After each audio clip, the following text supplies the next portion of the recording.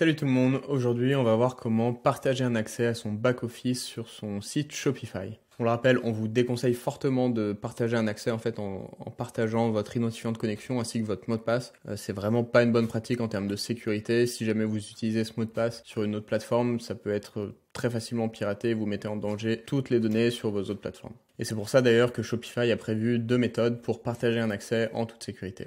Du coup, on va voir ces 2 méthodes aujourd'hui. La première qui est de tout simplement donner un accès en tant que staff à une autre personne. Donc par exemple, pour la formule basique, vous allez avoir 2 accès possibles. Donc par exemple, un accès pour le propriétaire et un accès pour le développeur. Et ensuite, il me semble que la version d'après ou celle encore après, vous pouvez avoir jusqu'à 15 personnes sur votre back-office, ce qui devrait vous laisser pas mal de marge. Ensuite, la deuxième méthode, elle vient par exemple si vous avez un freelance qui vient vous aider et que vous avez déjà donné un accès à vous-même et à votre développeur, admettons, et bien ce freelance va pouvoir vous demander un accès en tant que partenaire via ce qu'on appelle un espace Shopify partenaire. Du coup, on va voir ces 2 méthodes maintenant.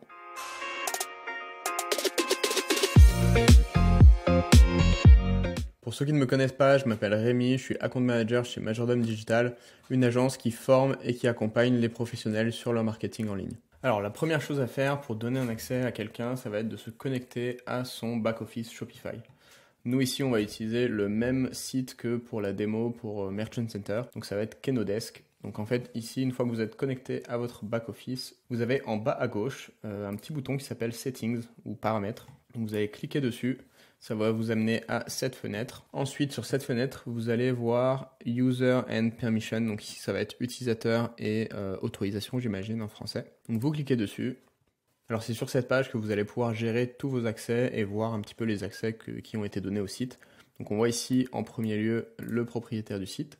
Et ensuite, ici, dans le carré du milieu, on a Staff. Donc ici, on voit 2 sur 2. Donc en fait, il y a eu 2 accès de données sur les 2 possibles sur cette formule. Si vous aviez une formule plus haute, vous auriez tout simplement plus d'accès possibles. Alors ici, on voit les différentes personnes à qui l'accès a été donné, ainsi que leur permission, donc leur type d'accès. Et ensuite, dans la dernière case, on voit les accès collaborateurs. Donc si un collaborateur avec un accès Shopify Partner a eu accès au site, eh bien, il sera affiché ici avec, pareil, sur la droite, le type de permission. Donner un accès, tout simplement, à droite de Staff, vous avez un petit bouton en bleu qui s'appelle Add Staff ou Ajouter des personnes, j'imagine. Alors moi ici, ça va pas marcher parce qu'on a déjà 2 personnes sur 2 qui ont accès au back-office.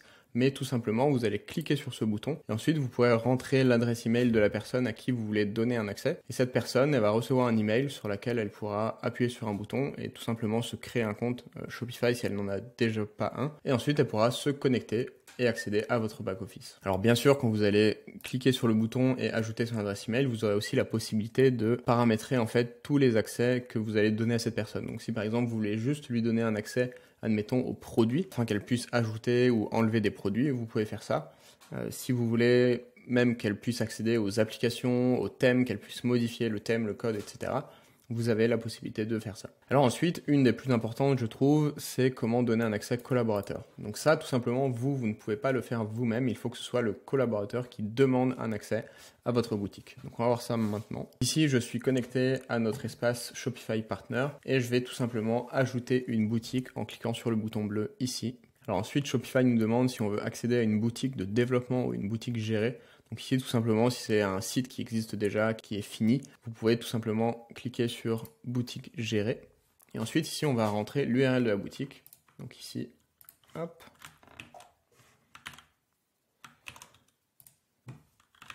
Je vais mettre mon URL.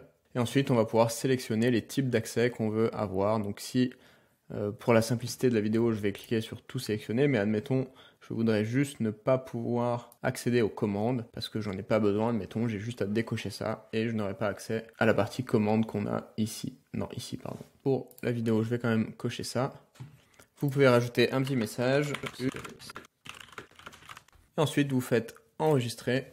Et voilà, donc la demande est effectuée. On a ici un statut accès en attente. Donc la personne, le gérant de la boutique, va recevoir un email sur lequel il pourra confirmer en fait l'accès et ensuite vous pourrez tout simplement accéder à la boutique en cliquant sur le bouton connexion, ce qui vous amènera sur une fenêtre exactement comme celle-ci sur la page d'accueil. Et ensuite vous pourrez accéder aux différents endroits auxquels vous avez demandé l'accès. Et voilà, vous savez maintenant comment donner un accès en toute sécurité à votre back-office Shopify ou alors comment en demander un à une boutique existante. Si vous avez des questions ou que vous rencontrez des problèmes, n'hésitez pas à nous le dire dans les commentaires.